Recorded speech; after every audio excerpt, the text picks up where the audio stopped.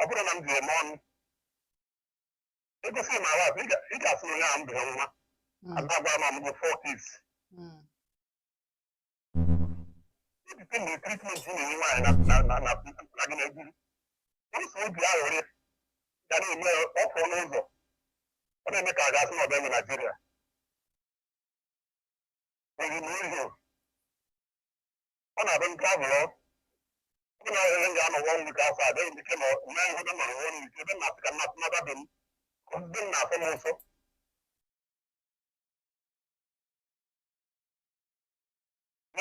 Yes. Every outside the play visit na my house.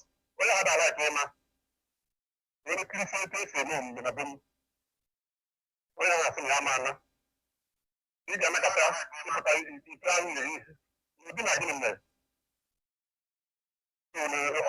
ndị mmadụ ihe ha na-eme abụọ lọv isi ime ọrụ sọmbọdụ lọv enwere ka ịnakọta imesi onye ahụ ọbụ maka na onye ahụ bụ ugoro iberi ọ dapụ ya wife bụ ugori afọ asị onye na-anụ nwaanyị asị na ọkwa ọnọrọ onye dịka edeto asị na ịwọ nda afọ respekt ịdị ogoro gị ya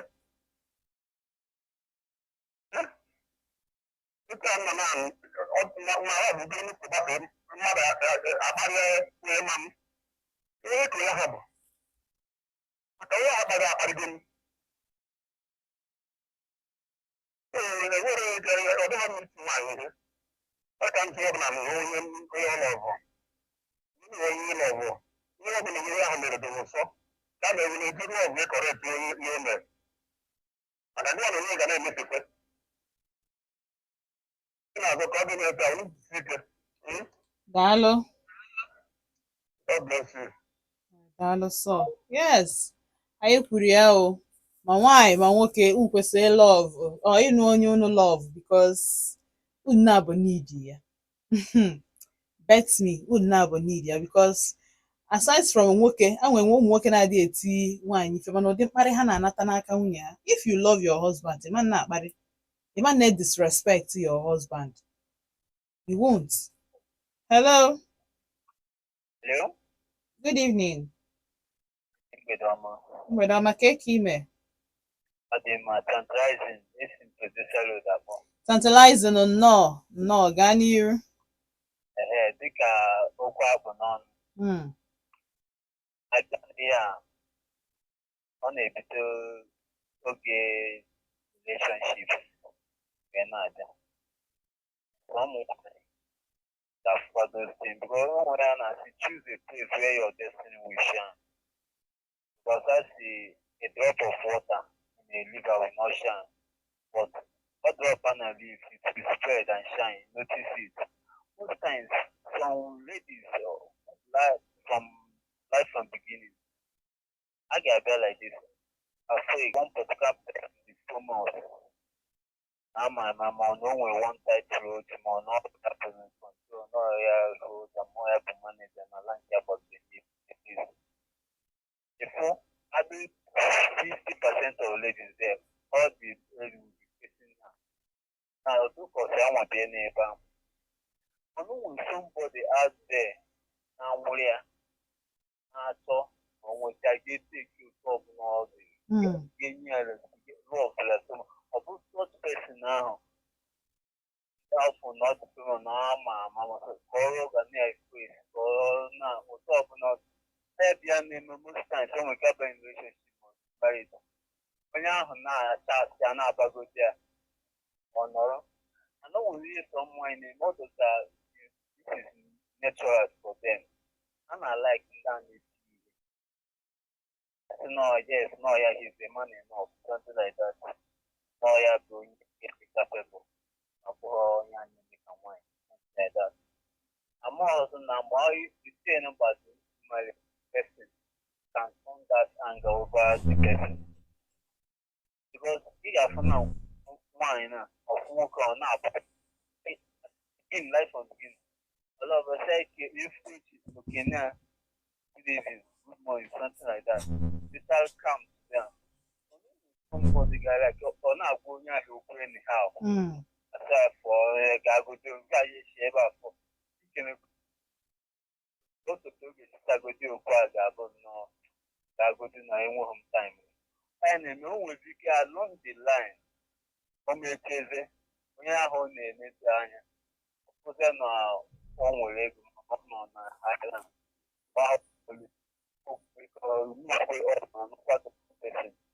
ọpụtaze ọfụfe na ọbọzi ya ahụ ọ na-afụ from the beginning ka ọ ga-apụ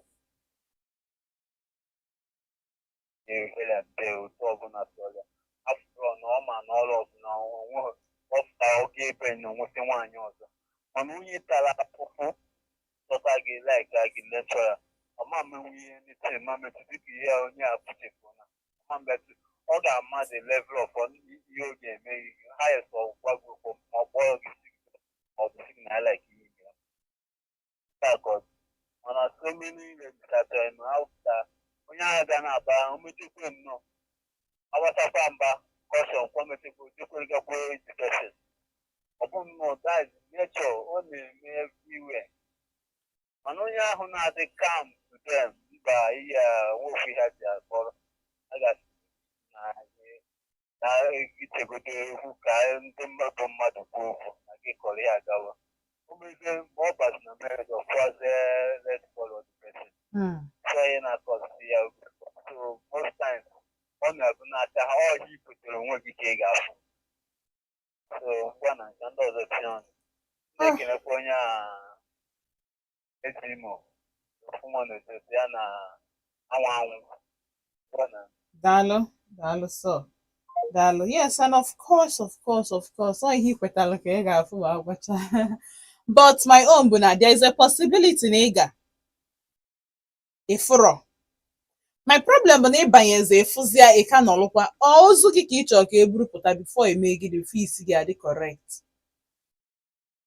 a man respect gị a man love gị genuinely ama ncho inflict pain kama ọ sị gị naba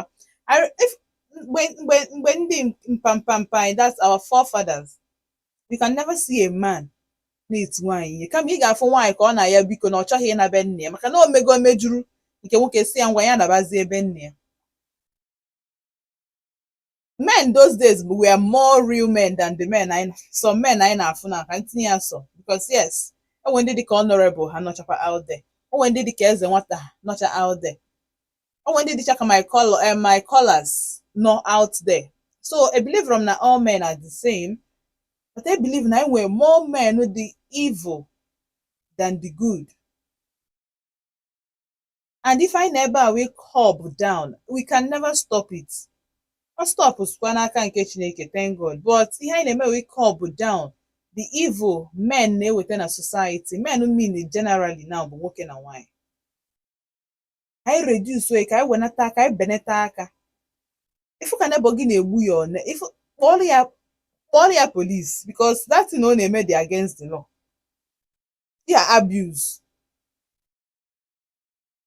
kpọrọ ya police ka ebidozie from there maybe na ha na-abụ n'isi adịrọfa na-abụ mma nke nwaanyị amara na time orugo time ọ ga-eji wee na nke nwoke amara na orugo time ọ ga-eji kwụsị kpọọlụfa police they are committing an offense nke nwoke or anybody na-eti mmadụ ife is committing an abuse ka ọ ịkpọrọ ha police from there okwu apụtazie n'ile amarazi na nke nwaanyị n'isi adịkwa ya mma ma nke nwoke a na-eti ife n'isi adịkwa ya mma anakọta ịma na ife the line unu na-use bụ na adị etinyere di na nwunye ọnụ otu a mere nwa ndị mmadụ ji anwụ otu a ihe a mere o ya ahụ everyday a na-anụ na nwoke ti nwaanyị ife ozu ya nwaanyị tie nwoke ife ozu ya eje hospital akọbịa ọbụla akụkọ ife akara ịkọ bụ court or sins ihe anọ na your house ị na-anụ ka ife na-ada kitikiti na be neighbor gị maazị ka oke na ịchọghị ịba isi gị kpọọnụ ndị yard ma ọ kpọọ ndị neighbors ma ọ kpọọnụ police ihe ji ekwu ihe a bụ that na I'm tired of mmepe social media asị na mmadụ tiri mmadụ ife onye ahụ anwụọ ọ bụrụ di na nwunye si na fa lọvụrụ onwe ha ụdị fake love bụ ihe ahụ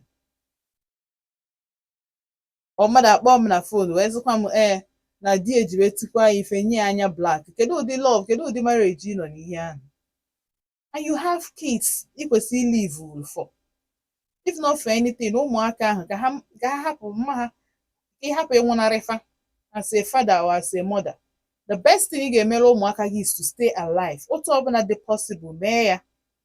Otu ọbụla o so ekwe gị mee ya. Make sure na ị mere. That's the only thing iji ụgwọ iji ụmụ gị. Onye ọzọ zụọrụ gị nwa ịnọ na grave ebe ọbụla were na ịnọ n'ọkụ mmụọ n'eluigwe wee na-afụ ịma ndị happy. So why don't you stay alive? Why not ịdị ndụ? Hello. Hello? Good evening. Good evening, Auntie Chinazo. Okay. Kings from India. Kings no. Thank you, name. Kings ide o anọkwa m ya. The story had the opportunity. Ọ dịrọ. I'm not keen if we found one. We're seeing done a lot of couple of things. I'm going to experience it. In the past, I'm going my about wine and okay. Because even in me, like, comfortable care, one year, mana, you can marry a okay. Mana instead of the woman in a back, on Oluzia, Imana onwe, if I say, man now, but the onion cast in a marriage year, I last to go for 45 years, 30 years, Open marriage in last 30 years, it was successful.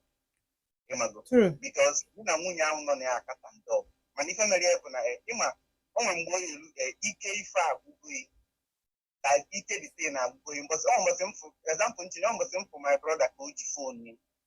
Ima go take account and screen the phone agbawasị ife niile agbawasị. Nọkọta nsị aka ka phone isi bi ngosi mba go the phone anyị ike agwụgwụ. Ifuge like onwe di na nwunye dị otu ahụ isi nwunye nwasị rapụ na nya asị mana fana the ụtụtụ fete tụtụ fana agakwala onwe ụdị eti nwunye adịghị takọgide ọnụ kwụsị ọnụ fana kapụta pati na marriage for 35 years gị nwara aṅụrị mana ị mara na ịdụrụ 35 years ahụ na gị nwara ma nche nwe because ịdụrụ ahụ ka mma na onye ọbụla jikere onwe ịmago onwe this my auntie m je befa na Benin so anọ m befa di wee jebe ya ụmụ ejiji ụgwọ na Abuja the man wee jebe iweta dị ego. So this man anataro until 1:30 in the night. Man kwaka na gate. Mmadụ niile ịmago with happiness everybody gbaga ma ihe gate. And if you the man look onye ya aya sị na dịka onye lion attack ka again. So ka the man bata n'ọlụ naanị enye mmiri ịmago ọnọlụ naanị. So anyị ncha niile emesịkwa ịmago anyị ka bụsị nwata mgbe ahụ like 13 years 14 years. So anyị mesịa barapụzi ndị di na nwunye. Look at this, the voices. Voice the woman, now shout. That as in a fellow. This even with the woman, like we got 100 years. Men look for that statement. The woman, I said the man, hey now, the man, according to the man, my corner, 200,000 annual with 200,000 on one. What they call 30 million people. But see that the gang with them and you reach the news when I react. According to the fan and the man, the woman, where see the man, no car come and do young woody. No car come on than none at all. Didn't gossip. So not on a didn't to get the free for a passing. More than Musia, the man follows everything. But the woman who put the thing, if you can, the man oppose you from that statement, the woman, the man oppose you until everybody, the woman, in a property. So I'm a man to Amolania. See, deep bad which is the Lefanata. The woman see no able to regard and no can see. What will Loba, none of Abasi with his life. Because not the ego, so the other with the woman, I want to see Mulu is because not the man not with the money. So now without that money, no one will Loba. So that was the day the man knew, but that day the man normally only 4 minutes to that woman and marriage and everything. The man was saying, well, in this morning, how you look at the man's no man, only walk or before I could the woman that day with the anger. The man may say, Paul, no to try for the man. In fact, I've been sipping and China because I'm not look at the man is when not plan and everything. No, the next day, span and China. Jim, no, another loan. I'm not think capacity. Maka the situation ka iji esi ka ị naba. Yes, because I'm asking the man ekwuru ịma ife ọ bụ ife ya bụ nwoke ekwu oziokwu onwezi ife okwu nya dịka nya ka ndekwu like ụlọ dịzi nnọọ ka graveyard onye ọbụla dịzi uncomfortable oziokwu ụmụ ekwu oziokwu like and ụmụ ya sọsikwa m like ọ gbagotekwa onwezi onye kwu okwu ebe niile dịzie anọkọta nsị anọkọta kịta ofu ife abịa mme ịma emanụ jesi idolite ahụ nata onwezi okwu onwezi anything okwu onwere mma plan the man so nsị ka m nabata because achọrọ m ka polisi bịa sị m what did you see what did you so ndị m na nwayọ kpọọ ma ebe asị m burukwa akpa m because ụmụ m na ya bụ mụ na the kids bụ friend nke mụ na ya bụ so nsị a na m achọba gị na ịmago osi m adị woman ka amụrụ na anyị nọ because I know the thing man in the power mana mụ nwaala ozi ụla ịmago because I understand the wrong I'm not from such thing na my family amarọ m my dad na my mom ama m na taa na-enwe mana I'm and then why I tell them to so these things now the man kita anụ a man sim na the man na amaro the man be surprised na the woman put the man go things the woman before me the man amaro m capacity when it the woman or no the woman mana that statement and one your ọbụla mmerie na the woman akabili you are dead already the man had to go dead to the woman because the woman prefer na the man mata ọ bụ na the man ji dị ego wee nata ọmamma that thing now with the woman because the woman na him free only come na the man je go to the woman here see we treat that day now I up n'ụzọ see my wife is like one of my uncles was saying that most men that are rich are not understanding their wife because the woman are not in a situation you could see who he is and most women are not different in a situation where the man you could see my name and the reason why I try carry money I try carry one without the money you get one you try to know the kind of man because your mama on a one on a living thing and why I try a woman I see you could look on that not not carry out yes and that was how the man so when the man woman can see the man on mercy that the money after the man on mercy like I want to ask him, man, and I know him, and I call all of my parents. I just say, because I tell them to come on, Japan cover the team, meaning that now I want to eat a man because if I pretend that I know the man. Then the second one, the woman, a mom when then was everything. The woman is in Nadia area outside. Did the woman's Nadia area in front of her friends na public. This man when allow lanans, the woman couldn't see the word the man. Oboro na nka anu like na state ya no I know. Mo actually work na state ya no for me. Na the man disgrace here na public. The man disgrace na public.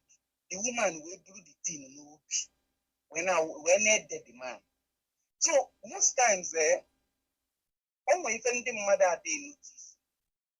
Mother give a mother name more, give a woman name more, give a man name more. It did not scared as a woman. It provoke the man. Don't. The man more provoke. When I make his way provoke the man, Rapia the man express you make him. Oh, if you okay, a name but in an eye, man know you. And all we do is he a memoke, Magini and I. Forgive way in Opanel. I'm telling you. Only if he a memoke, Magini and I. Forgive because now marriage. What your corner but a good tea. You teach a lesson for a family. Most women take on one after a marriage for God. If a family will funny teach, the man are after a marriage. Almost some things most men the woman a man or simba, and the man a man musia. So allow what the man are not here. We go see the man before them. All my friend the marketer. The girl, if a mama dear no one need dear name. You want to change if the girl, I see the girl man. If the girl here what it well capital the girl at the marriage. If you find I met this girl here come one as. If this girl name nwaanyị anụrụ anụ nwaanyị anụrụ anụ nwata n'obodo oyibo UK eketa ụlọ ụtụtụ asị dike kwa iji ime n'obodo oyibo onye ife aka ya na ife nri ya na-eme the girl kpọọ the man kpọọ na phone the man ị na-anụ will call your family his family wee nye gị nwa nọmba phone ka gị na di kwuo onye a bụrụ na o mee small thing in your head onye a mee everything na your head family ka ọ na-akpọ enye yi phone di na-akpọ family enye gị nwa phone and ọkpọ family efe akpasị ife niile ya akpa gị ma ọ na-agọzi bụ ka ọ bụ na ọ nụ your voice the girl and most time the girl nọrụ ome express onwe because ọ na-ebe ya ọsị ya na ọ dị mma ọsị ya oke kedu nke na-eme na ọsị ya na nwere na ife niile na-aga ọfụma this woman bụ onye mụ your son the boy the baby dị ka the 4 months anytime like ụfọdụ ife ya bụ itinyebe ọnụ na ya ọ bụrụ family kedu ife ọ bụ ọsị na the man si na ya na December na ọ ya abịa duru ya ọ gwaghị ya 2 times ọsị na ọ na-awọchizi nke imego this kind of family that na the girl papia na mami ya nwere ọnụ enwe tenko so ụfọdụ oge otu anụnwa this girl bịa ozupụtesie amụrụ mma mmasị na ozupụte ka ọ wepụtasie rice na ụmụ ife niile opụtesi pancha niile ahụ ji bugara papia fa na mami ya chọta ofu obere ego nwa ediman si fanyechara ya nwere ike ediman site 200,000 fanye 200,000 pe were 30,000 nye ifu this girl asị na onye na-anụ ya n'obodo edime nke nwaanyị na demand enyezi na ọsị na demand mgbe o je na ọ sị na oke enwetara nọmba so na ndị na family the guys ya na onwe kapasi agwa the boy okwu na oke enwere direct number na onwe ebe a na-eje akpụ na mgbe ọ nwetara nọmba for going to 2 years now ka the boy aka enwetara phone tifa family so ifefa na-eme nchọpụta ngwa dị gị bụ na ndị a na-eme the boy edu na ije n'ilo na inwe ike waa anya ịmagụ ụmụ ife anụ a na-ekwu na onye ahụ ike waa anya temine ka ofe ilibe na ihe nebe sese ndibere na ego na ọya webe anyị penye ka ife iji wee nụtazia the girl na-ata the girl afọ gị nwa bụ the girl amụta anụta ka ife ịnọzi n'ebe ahụ eme 2 years na-aga na family edipon ife niile ndị a wee na-akọntrol ịma na edoro ife enweta a girl si from a poor home yes you're gone how you finish like the girl this girl na-etu mmiri ụfọdụ gị fasị na mmiri agwụgo na tank the girl na ndị tankers na farm the girl echitebegodo mmiri this girl na-aza compound this girl na-atụ okwu nwa na ifu nwa ahụ isi the girl na ndị a hate by you and I na-ajụ myself why is it that na mother-in-laws ya na otu anụnwa na-etriti onye nwata na-anụ because nunu si nunu achọrọ ka ọwa anya nunu achọrọ ka ome nka nunu achọrọ ka ome nka dị rapụ nunu dị gị ka nwa ike ife ọ na-anụrụ nwunye ebe ịbụ na ịchọrọ onye ya awara ya na onwe ya mepere rapụ nunu ọnụnụ onwe ya ka mmadụ ghara ịbata na your life wabara ya anya can't you stay as a man alone why do you need imago and they don't even care about the son they care about the nwa dị girl ụmụ so nsi dị oge ọbụla na advice dị gị inyi dịkwa ịpụ ebe ọ sị m na ọ pụọ jebe ebe na ọ na-abefa na ọ ya anwụ under 2 days mba nọ na the boy saved the save by ife niile akapa mma that is why they are there behaving the way mama the boy mariaola mama the boy mariaola anya cha black for days ọmapụrụ ya shege n'anya nsi the girl okay till today na-agwa ya ife ahụ till today oge ọbụla m lutere tin na so a na-enwe places where ị ga-abata ife a man bụ na nwunye emesigie ọnwụzi ka the man na-elu nwebe ihe eje ife a woman mana what I always say is that ọ bụ na ị bụ nwaanyị ọ bụ na ọ dịghị otu a na inwe family nke a nụma mụrụ nka m na-esikwu biko onye nwere na akawa na ọbụrụ family ka ọ nwee ka papia na mama ya pada ebu ọ sị na nwanne ya nwoke mama ya ọsa nwanne ya nwoke jebe pada ebua so nyanwa na onwe ya ị nọ ebe ahụ na-ata afọ to save heaven for nyanwa than ije pepe fam mama die bụ the worst woman mmadụ ya anọ with na this life I'm telling you mama die bụ the worst woman mmadụ ya anọ with that girl nọ na hell hoping that the man will come and take her outside the country nsi ala anọ m na-eche the day the thing ya happen I'm supposed to eme and the men like that man si na nwunye emerite n'ọba afọ ọzọ ya amụrụ nkata na abụsi ka ụmụ ike nata ife ọ ya eme mmadụ ama understand so achọrọ m ime so situations ndị anụnwa na happen one question njụ one man na-eti nwunye ajụrụ na question nsị ya nwa ya nwaanyị nata kịta ọbụna dịka ma akpọ isi na nwa ya nwaanyị na hospital the rush na the hospital ọbụna nwa ya nwaanyị nọ there I wee see no di etiri and gị nwa na onwe iti mami ya na Friday rush ụlọ ọgwụ munda si na di eti nwunye nwa ya nwaanyị ọ nọ na coma nsị ka efe reaction ya ya bụ ọ nọ n'otu anụ ọ nọ n'otu anụ ekiri njebele onwe ebe did he answer me? I didn't answer. Mana the thing arapụgolu m ya oburu ya n'isi na conscience ya na anụzi itisi nwunye like afụrụ ụzọ then ije n'ụlọ ọgwụ fụ nwa ya nwaanyị ọfọ nwantịtị ka ọ na-amụzi anwụ asị nọ di etiri see the man gịnị ka ọ ya ebe ịtụkosi onye bayere na motive so that he never thought about it. He never thought about it. One friend say I thought about it. It was fun, man. Now, thank you so much. Dalo so Kings. Dalo. And yes, a lot of people are there. Like I said, no when we see that no na walk back like this. Kwa mana kwa ge wabu nwa ekedi ife na ebe ahụ eme. Yeah, the two persons fine glad bogom sim na the girl ga-asị ọ na-ana be nna ya ejeme gịnị. Onye nke a kịta anụ a na ọ dịka nke nwoke save ya biko nu make friends. Akọgolu unu akụkọ about a girl ha na di esele okwu di ya si anya naba. The man che na ọjọọ so na ọka ọ na. Little did he know that na nke nwaanyị na balụba enyi ya nwaanyị. Ọ nọ ndị be nke otu o si wee chenụ nke nwaanyị na ndị be ha bịara bịa yọọ ya biko onye ọ kpọbaziri na fon ndị be nke nwaanyị wee sị ya nna nwa m si na ọ dị anụzi bịa werekwa ego ime n'isi ọ sị ya ha ahụ nakwa nwanne ya nwaanyị ka di ya tiri ihe nwanne ya nwaanyị nata n'ụlọ ya na ndị be ha jekwa je yọọ nke nwoke na ọ na-eme nwa ha expect ka ọ bịa nwa ha nwaanyị bịa nna I know my worth I know my value. Okay, na-eme m expect ka m bịa say marriage how many years itibego m ihe na-eme m expect ka m bịa yọọ gị biko ga were ụgwọ ikwu n'isi m I no do again. Make friends. Nwoke ọbụla ị nọ ọ na-asị gị ọ dị like you socialize there with people. Watch that man closely. Any man gịnị ya nọ whether nọ your husband o onye nke gịnị ya nọ anyị ka ya anụ gị anụ. Watch onye ahụ closely.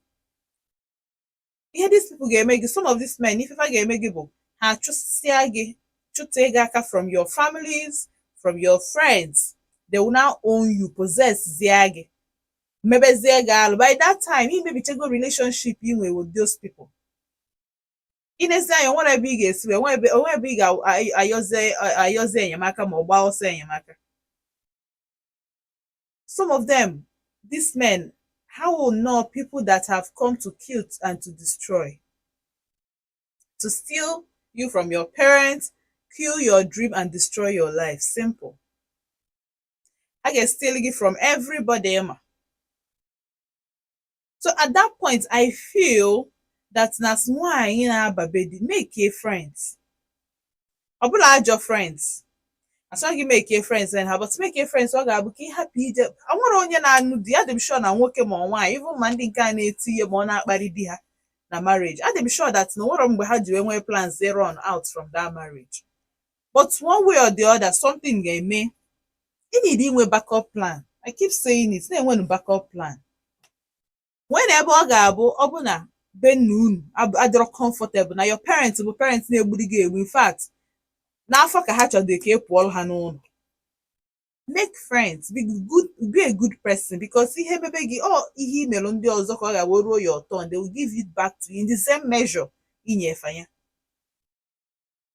So ka o ji adị mgbe niile nna ha ma on being kind on being good na-eche na maka times like this o nwere your friend ihe a mee o nwere your friend ị ga-anọ nke ihe dịka 4 months or 5 months ọ bụ na o nwere ọrụ ị na-arụ because every woman kwesịrị na-arụ ọrụ.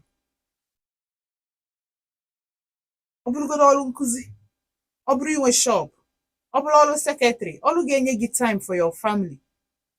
O nwegodo ife meenụ i were ọrụ ahụ wee jideta onwe gị aka. So ọ dị very important di gị na-enye gị na-esave ị na-enweta ị na-esave ihe a na-akpọ ya bụ nonsense money like no nonsense money rather so that onwe ka o si wee dị ijiri your self dignity na-apụ anya dị promote ịnụọ di ị pụọ no but when it becomes life threatening mgbe ndụ gị dịzi at stake except na o nwere ife iji ndụ gị kpọrọ this message bụ for ndị ji ndụ ha wee kpọrọ ife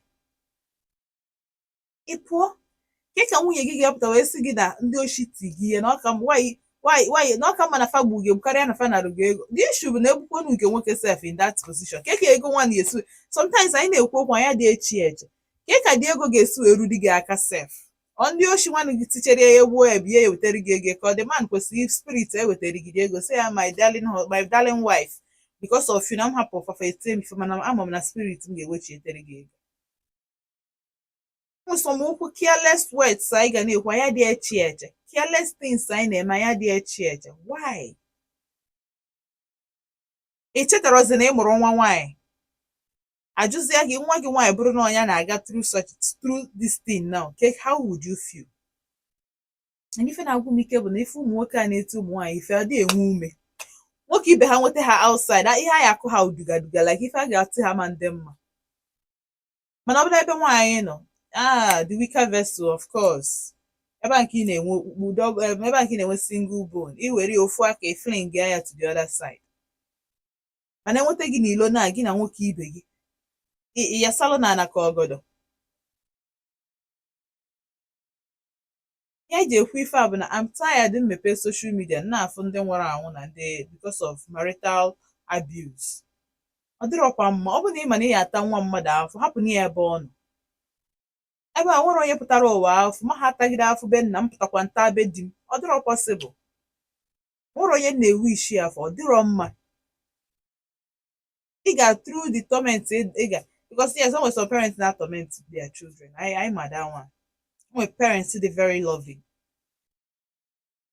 so but a na-efesi godo ndị bụ na family fa ọ na-emefa mgbapụta ị gacha through that epụta enu anya ka njaso dey careful in the kind of partners you marry you need the rest ka ị mara na ọsọsọ your children na stress gị need a man or a woman get stress gị ọ dịrọ nice hello Hello, Auntie Chinazo. good evening ke ka ime Good evening. Ị na-ekwu okwu onwe gị okwu. hey eze nwata apụkwa n'okwu dị anyị na ya bụ ife kalị ya bụ ife kalị Ọ kpakwara aka ọ. ọ pele eke Okere eke. daalụ Ndewo. daalụ sọ Tọpik nke mgbede a ọ kpọdotekwara ya. anya na-ekwunu ka ebe okwu nọkwa n'ọnụ eme Ọ gakwara mma na ọ nwekwa onye kwuru ebe a jiri tọpik ndị nọgoro nwaanyị. Adị m ekekwa. Ma ọ bụrụ onye alụbeghị nwaanyị na-akọ akụkọ kọrọgbaka. Ihe mere onye taa na-etinye ọnụ every time na-agwa gị na the best way etu ndị ochie si dobe ihe a na aga na-ajụ ese tupu anụwa nwaanyị. Eti na ha na-eme na-emetụta ihe. Ịjụ ese n'ụwa nwaanyị, ndị be nwaanyị amara di, ndị be di ada amara nwaanyị. Onye ọbụla na-enye ndụmọdụ nke ya. O nwere ihe nwoke ga-eme ochete ofu onye n'ime ndị ezinụlọ ọtọ ọlụrụ nwaanyị. Ekwere ihe nwaanyị ga-eme ochete ofu onye ezinụlọ ndị nke na-anụ ya ọgba bred. Ndị mara nwaanyị ajụjụ ịjụrụ ndị mara nwaanyị dịka baskụl na moto na nwoke nụ nwaanyị nwa agbọghọ tote ọ na-ama mma tụwa ụbọchị ihe niile ezu ezu na-arụ ya. O nwere ebe ọ ga-eruo achị na ị na-eme detin wepụta ihe ahụ niile. O gwara onye kwuru okwu si na ahụ nwunye ya kịta ịma nkwete na ọ mụrụ nwa. Ee, mana anụgo nwunye m for 50-something years but ịhụ ya ị ga-eche na ọ ka bụ just a woman. Ịma na ozu woman. Love ịhụnanya na-ewute udo. Onye lọbụrụ mmadụ ama nti ya ihe ma akụ ya ihe. Onye hụrụ mmadụ n'anya udo ga-adị n'ezinụlọ ahụ. eti na si etu a na-ebibicha mmadụ na-ekwu wayo n'ihe niile adịghị mma ikwu wayo emechaa wayo wayo a ị na-achọ onye anụrụ di ọbịa na-eti ya ihe ya gbanaba gbanara ebe efinishigoro ya ọ gbanakịrị onye ga-amụkwanye ya ọzọ ịmụrụ ụmụ nwoke na-ahọrọ ụmụ nwaanyị na-ahọ ụmụ nwoke onye ọzọ mụchaga ọzọ tọchaa onye ga-amụkwanye ya ọ nọrọ ebe ahụ akụkọ ya ịma mma ebe a na-ete eti onye nwere ezo nke ya na-azụ ụtọbụ na ajụrụ eche o nwere ezinụlọ na-eti mmadụ ihe o nwere ebe n'obodo anyị o nwere ebe a na-akpọ a na-achị ndị tigbuo ya tigbuo nwa nkakwụ ịmarịgo na na-eke nwaanyị dị ebe anyị abịakwa na-agwa ha ọwụkwa ịbụkwa ezigbo mmadụ pụta ọwụkwa chigbuo nwa nkakwụ ma chigbukwa nwa ma nke ahụ isi na ịma nke ya na ọma nga ebe ahụ dịka anyị nwawo ndị nụgoro anụgo nwaanyị 50 years ebitere nwunye m ihe omenye ya gọrọ ma mbagharịa mba ọgbara ma anyị akpọrọ mba mbacha anyị mechie ọgọ na ekwe ya anyị na-eme no complain ọ bụrụ ọsịsọ na-emebi ajụ erie ebido ya ya nwụọ a ga na-ajụ ese bụ onye hụ mmadụ n'ụzọ ọsị ụtọ oge omenala ihe ahụ ọ chọrọ ime ihe niile agbụ ya otiwe onye ahụ na-agozisi ike ya na-agbalị. Thank you. Daalụ sọ. Daalụ. Yes. Ajụ wee rikpata ha ya wee nwụọ is true. So ọ dị very important ka a na-ajụ ese. Ọ dị very important ka a na-ajụ ese. Biko na ị nweghị a place to stay or na ị nwere a place to live. Abụghị a reason why ị ga-eji wee nọ n'aka nwoke ga-egbu gị. Except of course nọ na value for your life. Ọ bụ na itinye ha value na ndụ gị biko nọrọ nọsie ike. I'm telling you, mụnwa ebe a nọ kịta anụ ana m enye good and bad advice. Ịrụzi jiri aka gị họrọzie nke ịchọ. Antị Chinazọ bụ ife o ji wee bụla ntị okwu kwere nsị gị ngwa gọn gaa ime ife afọ dị gị n'obi mee gịnị mee ya. Ọ bụla ife afọ ka ị chọrọ ime mee gịnị mee ya, because at the end of the day anyị niile bụcha adult. Anyị ma ife ọjọọ, anyị ma ife ọma, anyị nwee brain. Ọ dịzila anyị n'aka ime gịnị ịmazi ife anyị chọrọ ime anyị eme ya. So ị bụrụ onye nọ na relationship nwoke etie gị ihe relationship bụ mgbe nwoke kwesịrị na-enye gị respect na-atụ gị ụjọ. Hey, I don't want to lose this girl. Hey, achọghị m ilose nwata nwaanyị ya. Biko gbaba just like eze nwata etitọrịsịa gị ka onye ga-abịazi bịa nụọ gị. O nwere onye ga-like these days ị notice yourself ụmụ nwoke na rushzi ụmụ nwaanyị bụ single mothers. Do you know why? Onwegi ụdị value those single mothers place on themselves because onwegi ife anya fafụ. Onwegi value ha places ha dị tolerate rubbish. Ada ọfọma na-akacha eme ọfọma because ha mada ha dị achụzi ọsọ afọ sọ ha. Ha na-achụ nke nwa ha probably na-ajụkwa nke parents ha na ọ bụ na parents ha ka dị ndụ. So as a single girl, the only thing you owe yourself but love. Ọ bụ na ị love yourself. Nwoke mee gị pem. In fact, sọsọ aka ọ ya adụ gị n'ọnụ sị onwe nke ọ ya wa na-akparị amụ adụọ gị aka. Nna I don't understand. Ị na-eshow kwa bụ signs of violence. Sọsọ na ichigodiri ya that word, ọ ga-amagodo na onye nke anụ adịkwa ka na adị eti ya ihe. O wee nwazi anwa wee metụ ya kpọrọ ya police. Eme na-ele ebere. Kọsụ mbọsị ọ ya akụgbu gị. Ife ọbụla mere ọkụgbuo gị enwụọ, o mere ọlụ gị ebere. O mere ọlụ gị ebere atọ. Hello. N'azọ. Ka ime? Ị na-echetala azụ? Yes, nwanne mpa anyị na amamihe doesn't come with age. And to give advice doesn't come with marriage. You got to go because sometimes mmadụ na-abụ mma na ha tọrọ ma atọ nụchagoro nwaanyị kwuge. Inye advice abụrụ maka na ị nụrụ nwaanyị for that reason ọ dị nụbeghị nwaanyị for that reason nwere ihe ị ga-agwanwu ndị nụrụ nwaanyị. Ị nwere ozi nwanne nwaanyị ka ọ dị nwere mma. Then modern world, onwe onye gị na ya nyere anyị. Get be mmadụ before. Ịda afọ ndị mmadụ, ịda afọ families around. Ha na-achọ ịkọwara gị na dating ahụ that they are against it. And definitely, well, them being against it, unfortunately, my child, my heart. Oh yeah, this invoke now. My child, my heart. Nke ha bụ na ya tinye debate nke ha na nke anyị dịka anụ nke ha kara mma. Because they actually probably enslaved women There's slave women nwaanyị adịghị ekwu okwu. Divorce adịrọ ọdụ na tebụl chacha. Onye ihe nwaanyị kwuru mgbe ikpe ga-amụ ya. Ọ ya maka ikpe ma nwoke ka ikpe ma nwaanyị ka ikpe ga-amụ. So ha ji na nke ha compare this modern world in terms of dating. Atọ then another okwukwa bụ na erichago the woman na onye ọzọ ga-anụ nwaanyị. Nwaanyị nwere value ya tiri echi. Value goes beyond body. The value of every human being goes beyond his look or their likes. Go value gị kwesịrị ịbụ your brain and how you reason. Mana ka m jụọ gị. Who then values you? Ka m jụọ gị. Onwe ihe ọ bụrụ maka nka comes naturally. Nwaanyị jọọ njọ nwaanyị maa mma. It comes natural. But I'm talking about that ugliness emely inflicted by a human being. Onwe nwoke ọ ga-abụ from the world I come from, ụmụ nwoke ma values. Onwe nwoke ihe ene gị anya, ọ sị gị na ịmara your value. Na ya mere iji hapụ nwoke o mee gị like this as a nobody. Ọ ya ka anyị na-ekwu. Anyị na-ekwu maka ụmụ nwaanyị place the value on their beauty. Ọ bụrụ the outer beauty. We're talking about the beauty of the raw brain gị smart dị ka ihe eji mara na nwoke ekwesịghị ime gị ụdị ihe.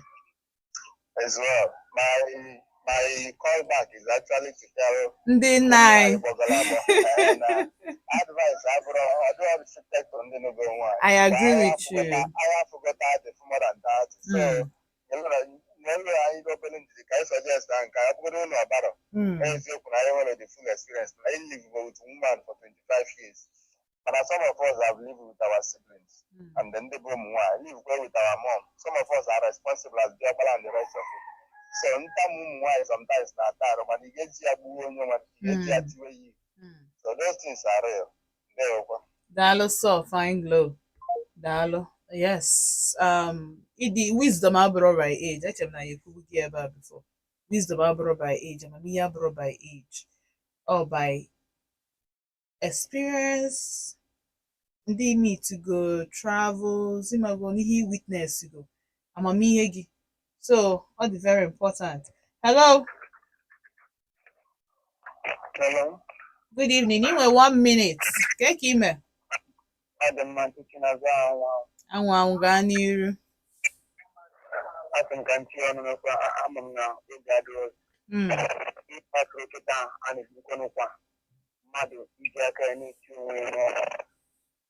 Sometimes honorable because of the thing.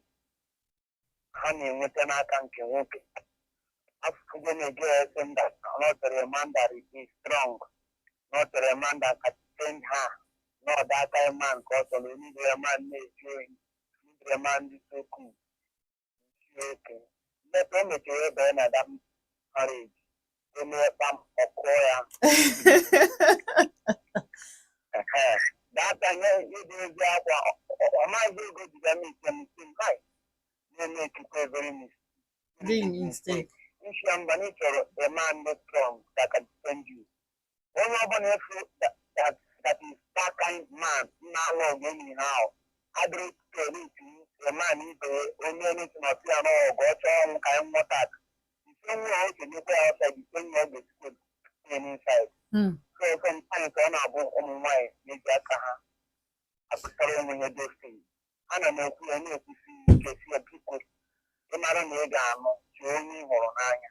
Maka mo afọ anything when the moon with I come only Horonaya. No, my wife or any even when the wife said, who is not tomorrow. I didn't mean everything on the minute you have for you. I was only that can get in a magazine. And this is another uncle Seba. At another community. Please, when you put the man on a dialogue. Dalo so. And I may disagree with you in terms of that the girl chorino onye the strong, onye gbara agba ma onye toro ogologo. Yes, it can be somebody's physical spec for man. You know the wrestlers on a Friday and no wife and it's nwunye fife. In fact, how about ndị ọya abụ ha nụ na enyi ha nwoke tiri nwunye ha ihe. Ọ ha nwa na-eje anụ dị. Amam nọrọ ndị ọtọ or somebody, but I want one wrestler, amazị nọrọ ndị ọtọ or amazị m ka onye bi ya. Na ọ nọkwa na ring anụ ọgụ etie nwunye ihe ojeche abata o chebiri ọ dịka the man abịara ichi ya warning. Amam ihe mistakenly amam ife o mewe metụ nwunye ya aka o chebiri ya na ring ife ihe o tiri ya that day ọ sị ya na mbọsị ọzọ ọ ga-anụkwata na otu nwaanyị ife ọfọzikwa nwunye ya na a ga-achị ya achọ na US. So it's not about the body size. I believe people should go for as na afọ iru ofe anya ekwe na anyị emetakwu garị ma ya esitekwu nri. So if specs mmadụ bụ iti enwere people who are in that spec na-emerụ gịnị na-abụrụ an abuser.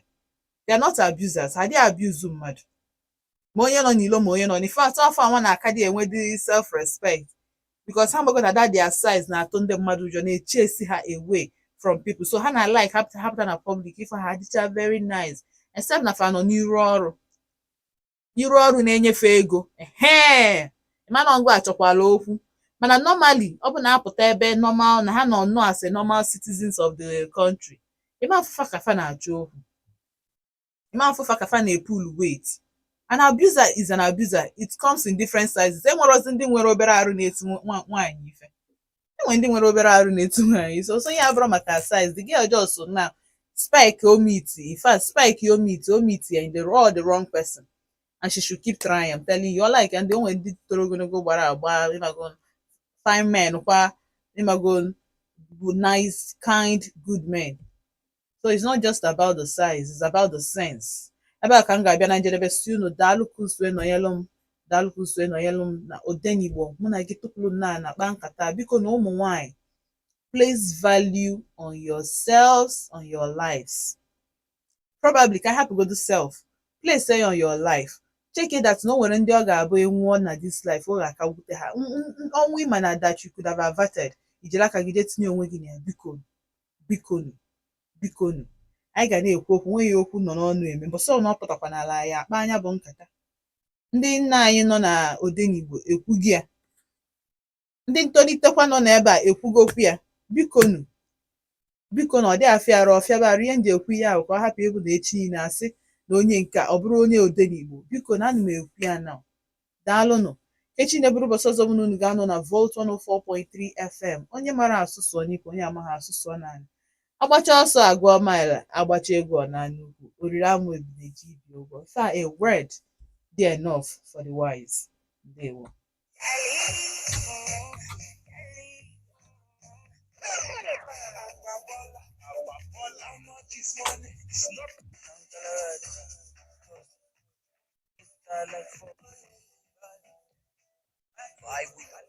On Gold 104.3 FM.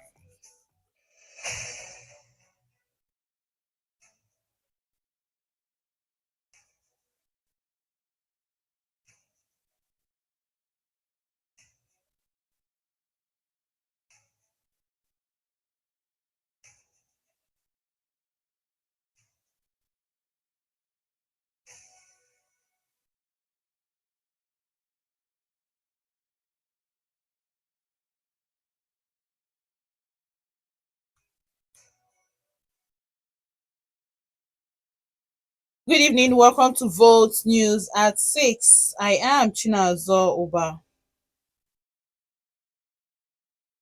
Enugu State Police Command yesterday raided and dismantled an illicit firearms fabrication and repair workshop in Amofiago, Afa, Udi local government area. Acting on intelligence linked to the arrest of Ekene Okafor, 32, identified as a Supreme Vikings confraternity member. Officers recovered multiple locally made firearms, 2 double-barrel shotguns, 8 single-barrel guns, live and spent cartridges, generators, and repair tools. The workshop's owner remain at large. Police spokesman SP Daniel Ndukwe confirmed the operation took place on 30th June, commending the Anti-Cultism Tactical Squad and urging public collaboration to curb gun proliferation. Still in Enugu State, the branch of the Nigerian Medical Association NMA has publicly endorsed the national body's 21-day ultimatum to the federal government over the controversial COMMERCE circular, which reduced allowances for doctors without prior consultation. Dr. Ndiowelu Chibuzo, the state NMA chair, called for full withdrawal of the current circular restoration of allowances in line with previous collective agreements and complete implementation of commerce across federal and state hospitals, threatening possible industrial action unless demands are met.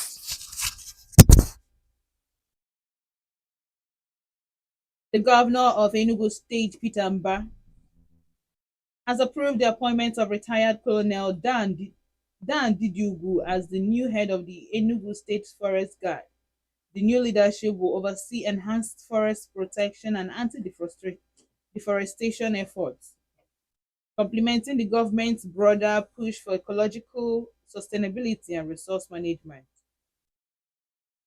State officials are engaging with the Nigerian Ports Authority and private logistics firms to develop an intermodal transport hub for Onitsha River Port, integrating road, rail, and river transport channels.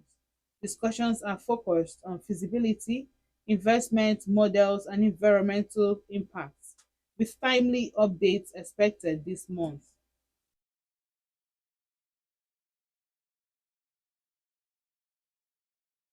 In Anambra State, over 300 youths, especially women, have been enrolled in a new entrepreneurship vocational training initiative in Oka. Participants receive micro grants, mentorship, and skill training across agri-tech, digital services, and crafts, part of the state's strategy to reduce unemployment and expand SME growth. And finally, in Abia State, on the local news, Abia State has opened applications for a 1.8 billion naira enterprise development fund, offering interest-free loans, training, and market support to SMEs in agro-processing, tech, and creative sectors. Economic advisors hope the fund will revive local enterprises and drive job creations. In national news, the federal government has officially declared Tuesday, 15 July, a public holiday to honor the burial of former President Muhammadu Buhari, who was interred in Daura, Katsina, following his passing in London on 13th July. President Tinubu has convened an extraordinary Federal Executive Council session today, urging national unity and resilience during the week of mourning for former President Buhari. The emergency meeting is expected to address condolence protocols and national security coordination on Buhari's burial ceremonies as it unfolds.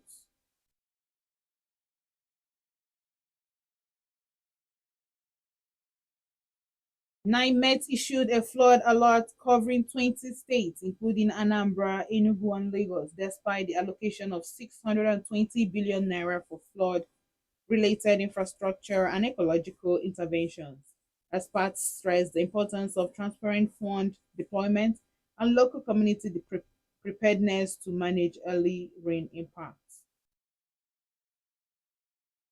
Finally, in Plateau State, 20 individuals have been remanded in custody following the fatal shootings at a July wedding reception in Mangu local government area, which claimed 13 lives. The accused are detained at Jos Correctional Center pending further investigations, a sensitive case drawing national attention. Nigeria's Ministry of Marine and Blue Economy is intensifying efforts to secure a Category C seat at the International Maritime Organization Council. Nigeria touts its success in anti-piracy operations and blue economic regulation to align with global maritime standards. A total of 34 states have approached the federal government to restructure existing debts, while extensions and interest rate relief are under discussion. Analysts caution that without greater internally generated revenue, fiscal pressure may persist.